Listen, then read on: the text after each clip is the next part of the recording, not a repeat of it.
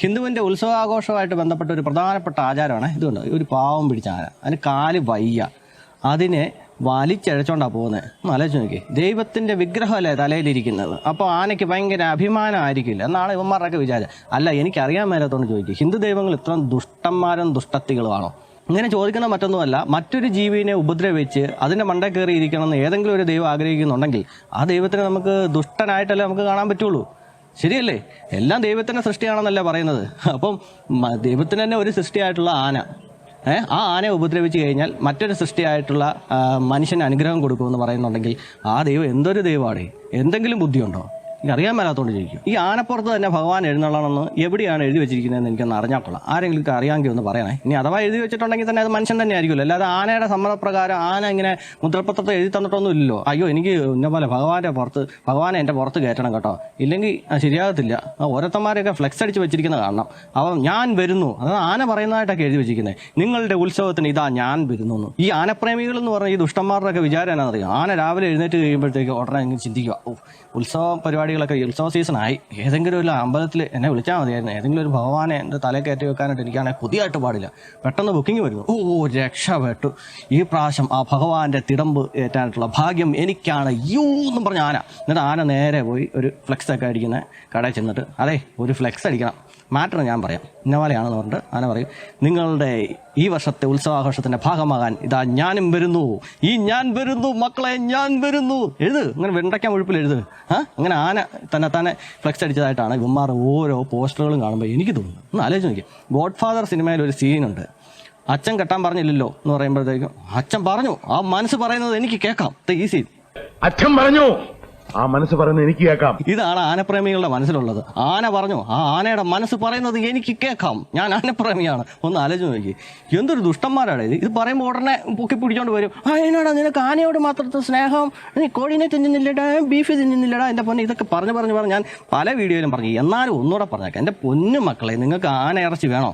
അതിനകത്ത് ഒറ്റ വെടിക്ക് കൊന്നിട്ട് തിന്നോ, ഒരു പ്രശ്നമില്ല, അതോടെ കാര്യം കഴിയുമല്ലോ. അല്ലാതെ ഇതിനെ ഉപദ്രവിക്കുന്ന കാര്യത്തിലല്ലേ ഈ പറയുന്നത്. അതിപ്പോൾ പോത്തിനെ ആയാലും കോഴിനെ ആണെന്ന് പറഞ്ഞാൽ ജീവനോടെ ഈ പരിപാടി കാണിക്കുന്നതെന്നും ഞാൻ അംഗീകരിക്കത്തില്ല. നിങ്ങൾ ചിലപ്പോൾ ദുഷ്ടന്മാരായതുകൊണ്ട് ചിലപ്പോൾ നിങ്ങൾക്ക് ഇതൊക്കെ നോക്കി, ഈ ആന ഇത് നടന്നു വരുന്നത്, ഇത് വയ്യ, എത്ര എണ്ണങ്ങളാണ് നോക്കി ഇന്ന് സൂഹിക്കുന്നത്. ഒരു ജീവി വയ്യാതെ അതിനെ കൊല്ലാക്കല ചെയ്യുന്ന കയ്യും കെട്ടി നോക്കി ഇന്ന് ആനന്ദിക്കുക എന്ന് പറഞ്ഞ് എന്തൊരു മനസ്സാടേ നിങ്ങളുടെയൊക്കെ. ഇപ്പം നിങ്ങളോടാണെന്ന് പറഞ്ഞാൽ ഒരു 2 ഓപ്ഷൻ തരുക, നിന്നെ ഒറ്റ അടിക്ക് കൊല്ലണോ, അതോ ഓരോ ദിവസം ഓരോ നഖങ്ങളൊക്കെ പിഴുതെടുത്ത് അല്ലെങ്കിൽ ഓരോ ശരീരഭാഗങ്ങൾ കണ്ടിച്ച് അങ്ങനെ ഇഞ്ചിഞ്ചായിട്ട് കൊല്ലണമെന്ന് ചോദിച്ചാൽ നിങ്ങൾ എന്ത് പറയും? നിങ്ങൾ സൈക്കോളായതുകൊണ്ട് പറയും എന്നെ ഇഞ്ചിഞ്ചായിട്ട് കൊന്നാൽ മതി എന്ന് പറയുമോ? നോർമലായിട്ടുള്ള മനുഷ്യൻ പറയും ഒറ്റ അടിക്കങ്ങ് കൊന്നേക്കാം, അതോടെ പ്രശ്നം തീരുമല്ലോ എന്നല്ലേ പറയത്തുള്ളൂ. എന്ന് പറഞ്ഞ പോലെ ആന തല്ലിക്കൊന്ന് തിന്നുന്നെങ്കിൽ തിന്നോടെ, എന്തിനാണ് ഈ പാവത്തിനിട്ട് ഉപദ്രവിക്കുന്നത്? അപ്പോൾ കുറേ എണ്ണം പറയാം, കാട്ടിൽ ആനകളെല്ലാം അങ്ങ് ചത്തൊടുങ്ങിക്കൊണ്ടിരിക്കുക, അതുങ്ങൾക്ക് ആയുസ് കുറവാണ്, അപ്പോൾ അതുങ്ങളെ ഒന്ന് സംരക്ഷിക്കാൻ വേണ്ടിയിട്ട് ഞങ്ങൾ നടത്തുന്ന പരിപാടി. സംരക്ഷിക്കാൻ വേണ്ടിയിട്ടാണെങ്കിൽ അങ്ങ് സംരക്ഷിച്ചോളാനേ. എവിടെയെങ്കിലും ഒരു സ്ഥലം എടുത്തിട്ട് അവർക്ക് വേണ്ട ഭക്ഷണങ്ങളും വെള്ളവും ഒക്കെ കൊടുത്തിട്ട് അതിനെ അങ്ങ് സംരക്ഷിച്ചേക്കണം, ഇത്ര സ്നേഹമാണെന്നുണ്ടെങ്കിൽ. അല്ലാതെ എന്തിനാ ഇതിനെ തണ്ടിച്ചുകൊണ്ട് ഈ വേലും താറും പുറത്തോടെയൊക്കെ ഈ നടത്തിച്ച് ചെവിക്കല്ല് പൊട്ടുന്ന സൗണ്ടും വെച്ചുകൊണ്ട് ഈ ചങ്ങല ഇടിച്ച് നടത്തേണ്ട വല്ല കാര്യമുണ്ടോ? അതാണോ സ്നേഹം? സ്നേഹമാണെന്നുണ്ടെങ്കിൽ സംരക്ഷിക്കാൻ വേണ്ടിയിട്ടാണെങ്കിൽ അങ്ങനെ ചെയ്താൽ പോരെ, എവിടെയെങ്കിലും ഒരു സ്ഥലം എടുത്തിട്ട് അതിനെ സംരക്ഷിച്ചേക്കണം. അല്ലാതെ ഇതാണോ സംരക്ഷണം? അയ്യോ, ഹിന്ദു മതത്തിലാണെങ്കിൽ സകല ജീവജാലങ്ങളെയും സ്നേഹിക്കാൻ വേണ്ടിയിട്ട് ഓരോ ദേവീദേവന്മാർക്ക് ഓരോ മൃഗങ്ങളെയും പക്ഷികളെയും വെച്ച് കൊടുത്തിരിക്കുക, വാഹനങ്ങളാണെന്നും പറഞ്ഞുകൊണ്ട് നിങ്ങളെ ഉപദ്രവിക്കാതിരിക്കാൻ വേണ്ടി, ആവശ്യമില്ലാതെ ഉപദ്രവിക്കാതിരിക്കാൻ വേണ്ടിയിട്ട്. എന്നിട്ട് ഇവന്മാർ കാണിക്കുന്നത് എന്താ? ആനയ്ക്കാണെങ്കിൽ സെപ്പറേറ്റ് ഒരു ദൈവത്തിനെ തന്നെ ഉണ്ടാക്കി വെച്ചിരിക്കുക, ഗണപതി ഭഗവാൻ എന്നും പറഞ്ഞുകൊണ്ട്, അല്ലേ? എന്നിട്ട് ആ ഗണപതി ഭഗവാന്റെ പുറത്ത് കയറിയിട്ടാണ് ഇമ്മാർ നടക്കുന്നത്. ഞാൻ ആലോചിക്കും, ഈ ദൈവം എന്ന് പറയുന്ന സാധനത്തിന് ശക്തിയും പവറും ഒന്നുമില്ലെന്ന് എനിക്ക് പൂർണ്ണമായിട്ടും വിശ്വാസമുണ്ട്. അങ്ങനെ ശക്തിയും പവറും വല്ലതും ഉണ്ടായിരുന്നെങ്കിൽ ഈ ജീവനെ ഇട്ട് ഉപദ്രവിക്കുന്നതിന് എടാ നിന്നോടൊക്കെ ഞാൻ പറഞ്ഞോടാന്ന് ചോദിക്കും, ഇല്ലേ? എന്നിട്ട് ഇവനൊക്കെ പണ്ടാരം മുച്ചൂട് നശിച്ചു പോകത്തുള്ളൂ. ഗണപതിയുടെ ഒക്കെ മണ്ട കയറിയിട്ടുണ്ട്. അവർക്ക് തന്നെ അറിയാം ദൈവം വാങ്ങാത്തൊരു ഒന്നുമില്ല. അല്ലെങ്കിൽ നിങ്ങളൊന്ന് ആലോചിക്കും, ഈ ക്ഷേത്ര കമ്മിറ്റിയിലൊക്കെ കിടന്നിട്ട് ഈ വഴക്ക് പിടിക്കുമോ? ദൈവം ഇതെല്ലാം കാണുന്നുണ്ടെന്നുള്ള വിശ്വാസം ഉണ്ടെന്നുണ്ടെങ്കിൽ ഇവന്മാരൊന്നും ഇതിനകത്ത് കയറി വഴക്ക് പിടിക്കത്തില്ലെന്ന്, അല്ലേ? കമ്മിറ്റി പക്ഷേ ഞാൻ പ്രസിഡന്റ്, ഞാൻ സെക്രട്ടറി, ഇന്ന പോലെ ഇന്ന സാധനം ബുക്ക് ചെയ്യാൻ, ഞാൻ മറ്റേത് അവൻ ആ പരിപാടി കാണിച്ച് ശരിയായില്ല എന്ന് പറഞ്ഞ് ഇവിടെ കടന്നുണ്ട് ഭയങ്കര വഴക്കും ബഹളോ. ദൈവം ഉണ്ടെന്നോ അമ്മമാർക്ക് വിശ്വാസം ഉണ്ടായിട്ടാണോ? ഉണ്ടെങ്കിൽ അത് ഒരിക്കലും അനങ്ങത്തില്ല അവിടെ. പിന്നെ ഇവിടെ മൃഗസംരക്ഷണ വകുപ്പ് എന്നും പറഞ്ഞുകൊണ്ട് ഒരു വകുപ്പുണ്ട്, അത് എന്ത് മാങ്ങാത്തൊലിക്കാന്ന് എനിക്ക് മനസ്സിലാകുന്നേ ഇല്ല. ഒന്ന് ആലോചിച്ച് നോക്കിയേ, ഒരു സിനിമയിലാണെന്ന് പറഞ്ഞാലും ഒരു മൃഗത്തിനെയും ദോഷം ചെയ്തിട്ടില്ല എന്ന് പ്രത്യേകം എഴുതി കാണിക്കണം. അവിടെ മെഡിക്കൽ സർട്ടിഫിക്കറ്റും കാര്യങ്ങളും എല്ലാം നിർബന്ധമാണ്. ഷൂട്ടിങ്ങിന് കൊണ്ടുപോകുമ്പോഴത്തേക്ക് അതിൻ്റെ സ്ഥിതി എന്ത്, ഷൂട്ടിങ് കഴിഞ്ഞിട്ട് തിരിച്ചു വരുമ്പോഴത്തേക്കും മറ്റൊരു മെഡിക്കൽ സർട്ടിഫിക്കറ്റ്, ഇതെല്ലാം കൊടുത്തെങ്കിൽ മാത്രമുള്ള സിനിമ പുറത്തിറങ്ങത്തുള്ളൂ. അത്രയ്ക്കും സ്ട്രിക്റ്റാണ്. എന്തിന്? സർക്കസിൽ പോലും ഇപ്പം മൃഗങ്ങളെ ഉപയോഗിക്കാൻ പാടില്ല. ഓക്കെ, നല്ല കാര്യം. പക്ഷേ ഇത് കാണിക്കുന്നു, ഇത് സർക്കസ് അല്ലേ? അറിയാൻ മേലാത്തോണ്ട് ചോദിക്കുക. ക്ഷേത്രത്തിന് മുമ്പ് വെച്ച് തല പൊക്കിക്കുക, അടിയിൽ നിന്ന് ഇങ്ങനെ കുത്തി അത് സർക്കസ് അല്ല. അത് ക്ഷേത്രത്തിന് മുമ്പിൽ കൊണ്ടുവന്നിട്ട് ഇങ്ങനെ അതിൻ്റെ തുമ്പിക്കൈക്കിട്ട് താടിക്കിട്ട് ഒരു തട്ട് ഉടനെ ആന ഇങ്ങനെ പൊക്കും. എന്നിട്ട് കാലിങ്ങനെ പൊക്കിക്കുക. ഇതൊക്കെ സർക്കസ് അല്ലേ? ഇങ്ങനെ പൊക്കിക്കഴിഞ്ഞാൽ ഉടനെ അവിടെ നിന്ന് ഭക്തന്മാർ ആന ദൈവത്തെ തൊഴുതേ. പിന്നെ ആന തന്നെത്താനെ ഇങ്ങനെ നടന്നു വന്നിട്ട് ഭഗവാനേ എന്നും പറഞ്ഞ് അങ്ങോട്ട് തൊഴുവല്ല. അതിൻ്റെ 2 കുത്ത് 2 അടി 2 ചവിട്ട്. ഉടനെ ആന പേടിച്ചിട്ട് തുമ്പിക്കൈയും പൊക്കി ഒരു കാലും പൊക്കി നിൽക്കും.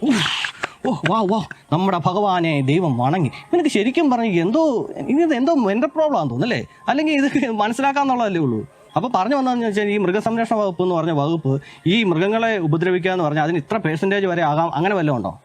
അതാ ഞാൻ ചോദിച്ചത്. അതായത് സർക്കസിൽ ഉപയോഗിക്കാൻ പാടില്ല, സിനിമയിൽ ഉപയോഗിക്കുമ്പോഴത്തേക്കും ഇത്ര മാനദണ്ഡങ്ങൾ. പക്ഷേ ക്ഷേത്രോത്സവമായിട്ട് ബന്ധപ്പെട്ട് ഇതിനെ ഇങ്ങനെ നടത്തിക്കുന്ന അതൊന്നും ഒരു വിഷയമല്ല. തല്ലുന്നത് കുഴപ്പമില്ല, ഒരു പ്രശ്നമില്ല. മണിക്കൂറുകളോടെ ഇങ്ങനെ വെയിലത്ത് നിർത്തുന്നത് ഒന്നും ഒരു കുഴപ്പമില്ല. ഞങ്ങൾ വെള്ളം ഒഴിച്ച് ഞങ്ങൾ ചാക്ക് നനച്ചിട്ടേ എന്താ അത്യാവശ്യമാണെന്ന് അറിഞ്ഞില്ലേ? ഇതൊന്നും ഒരു മൃഗസംരക്ഷണ വകുപ്പും കാണുന്നില്ല എന്ന് അവർ കണ്ണടയ്ക്കുന്നതാണെന്ന് എനിക്ക് തോന്നുന്നത്. കാരണം മതത്തെ തൊടാൻ പറ്റുമല്ലോ എന്ന് പറഞ്ഞാൽ വോട്ട് ബാങ്കല്ലേ, കയറി തൊട്ട് കഴിഞ്ഞാൽ പണി പാലും വെള്ളത്തിൽ കിട്ടും. അതുകൊണ്ട് ആ പാവം ജീവി ഇങ്ങനെ നരകിച്ചുകൊണ്ടേയിരിക്കും. കാട്ടിലൊക്കെ കിടന്ന് ചാകുന്നുണ്ടെന്ന് പറയുന്നല്ലോ. സമാധാനമായിട്ട് അങ്ങനെ ചാകട്ടെ, നാച്ചുറലായിട്ട് ചാകുന്നെങ്കിൽ അങ്ങ് ചാകട്ടെന്ന്. അല്ലാതെ ഇവിടെ കൊണ്ടുവന്ന് വെച്ചിട്ട് ഇങ്ങനെ ചെയ്യുന്നതിനേക്കാളും ഭേദമല്ലേ?